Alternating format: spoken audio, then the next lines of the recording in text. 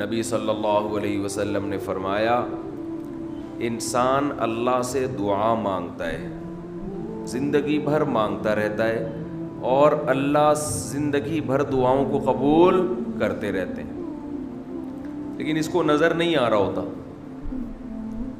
اس کو نظر کہ اللہ اپنے طریقے سے دعا قبول کرتا ہے۔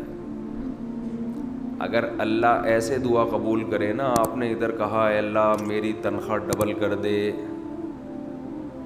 آفس گئے، باس نے کہا کہ جناب نئے وزیر اعظم نے جو اعلان کیا ہے اس کی منظوری ہو گئی، ٹھا ٹھا کر کے ایسے دعائیں قبول ہونا شروع ہو جائیں تو غیب پر ایمان ختم، پھر تو دعا کی ترغیب دینے کی ضرورت ہی نہیں رہے گی۔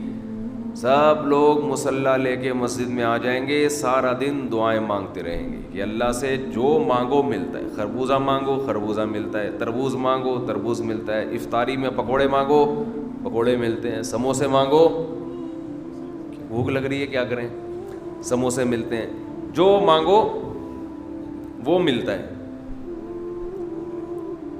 دعائیں تو لازمی قبول ہوتی ہیں، لیکن انداز وہ ہوتا ہے جو اللہ کرتے ہیں۔ اللہ کہتے ہیں میں اپنے طریقے سے کروں گا۔ اب اس کی بڑی لمبی چوڑی تفصیل ہے کہ کیسے قبول ہوتی ہے۔ بعض دفعہ جو چیز مانگ رہے ہیں اللہ وہی دے دیتا ہے آپ کو، بعض دفعہ اس کا متبادل دے دیتا ہے، آلٹرنیٹ دے دیتا ہے، بعض دفعہ نہ آلٹرنیٹ دیتا ہے نہ وہ چیز دیتا ہے، کوئی مصیبت آنے والی ہوتی ہے، اس دعا کی برکت سے اس مصیبت کو ٹال دیتا ہے۔ آپ اپنے بیٹے کے لیے بچی کے لیے دعا مانگ رہے ہیں اس کو ٹھیک کر دے، وہ ٹھیک نہیں ہوئی لیکن دوسری نے بیمار ہونا تھا، اللہ نے اس سے وبا کو ٹال دیا۔ تو جن کا غیب پر ایمان ہوتا ہے وہ تو مانگتے ہیں، اللہ سے مانگتے ہیں۔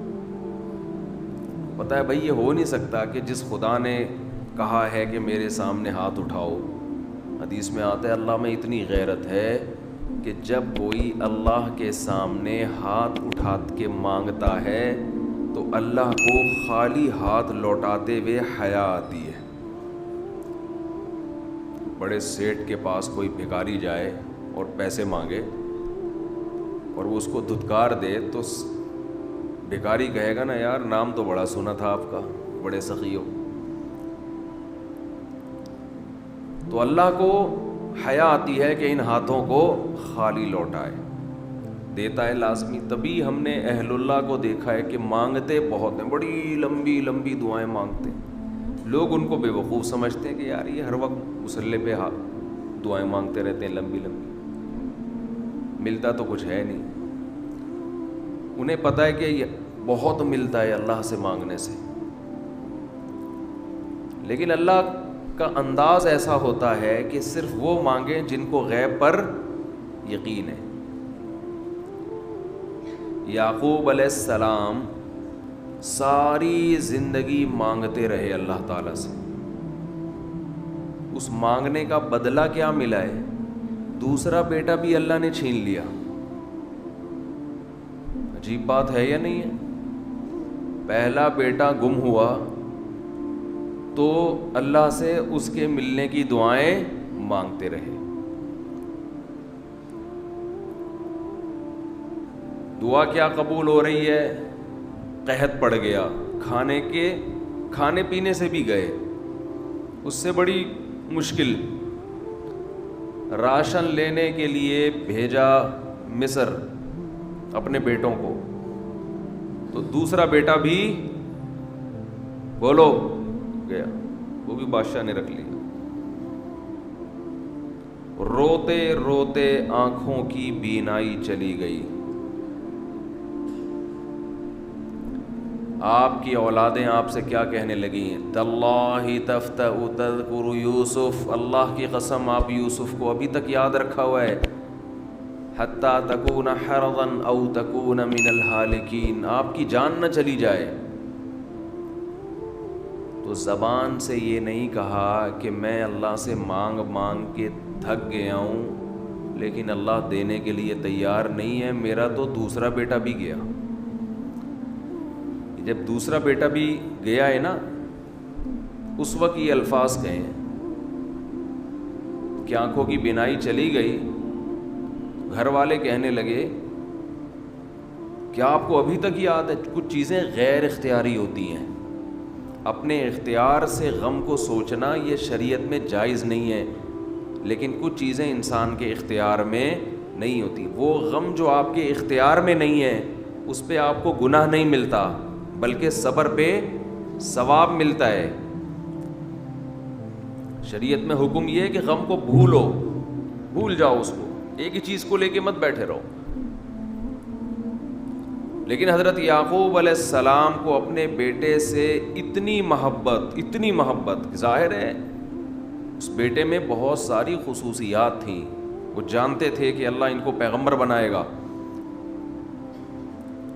کہ اتنے عرصے کے بعد بھی آپ کے دل سے غم نہیں نکلا، لیکن اس غم کو لے کر زندگی گزار دی، کسی کے سامنے اللہ کی شکایت نہیں کی کہ میرے ساتھ کیا ہو رہا ہے۔ اور دعا قبول کیسے ہو رہی ہے کہ دوسرا بیٹا بھی گیا، بیٹوں نے آ کے بتایا کہ آپ کے بیٹے نے چوری کی تھی جس کی وجہ سے بادشاہ نے اس کو رکھ لیا۔ قال بل سولت لکم انفسکم امرا، باپ نے کہا تم نے جیسے پہلے ایک کہانی گڑھی تھی دوبارہ سے ایک کہانی گڑھ لی ہے۔ حالانکہ اس دفعہ بیٹے سچ بول رہے تھے، چوری تو نہیں کی تھی لیکن الزام لگا تھا چوری کا۔ تو یعقوب علیہ السلام نے دوسرے بیٹے کے جانے پہ ایک لفظ ناشکری کا زبان سے نہیں نکالا، بلکہ کیا کہا؟ انما اشکو بثی وحزنی الی اللہ وَأَعْلَمُ مِنَ اللَّهِ مَا لَا تَعْلَمُونَ، میں اپنا غم تمہارے سامنے بیان نہیں کرتا، صرف اللہ کے سامنے بیان کرتا ہوں، اور اللہ کے بارے میں وہ کچھ جانتا ہوں جو تم نہیں جانتے۔ کیا مطلب؟ وہ مجھے تسلی دے رہا ہے، اس میں خیر ہوگی، ہمارا کام ہے مانگنا، ہم بھکاری ہیں۔ یہ تو ملحد اور خدا کے منکر لوگ ہیں جو مسلمانوں کا مذاق اڑاتے ہیں کہ یہ دعائیں مانگتے ہیں اور ان کو ملتا کچھ نہیں ہے۔ او بھائی ہمیں اس سے غرض ہی نہیں ہے کہ رب کیسے دے رہا ہے،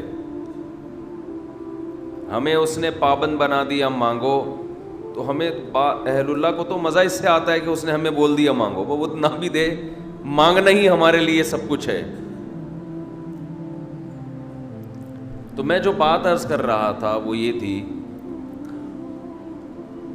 کہ یعقوب علیہ السلام مانگتے رہے، پھر دوسرا بیٹا بھی چھن گیا، کوئی لفظ مایوسی کا زبان سے نہیں نکالا۔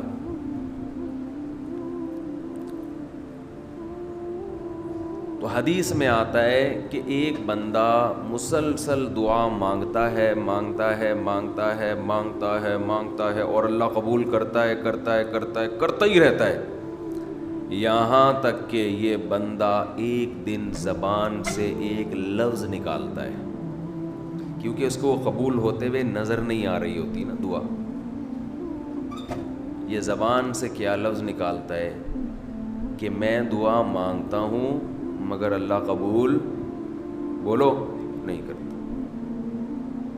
جیسے معاذ اللہ نقل کفر کہ یعقوب علیہ السلام اگر کہہ دیتے کہ اللہ کئی سال سے دعا مانگ رہا تھا بیٹا مل جائے مگر تو نے تو دوسرا بھی چھین لیا، لہذا ثابت یہ ہوا کہ میں مانگتا تو ہوں لیکن اوپر والا قبول نہیں کرتا۔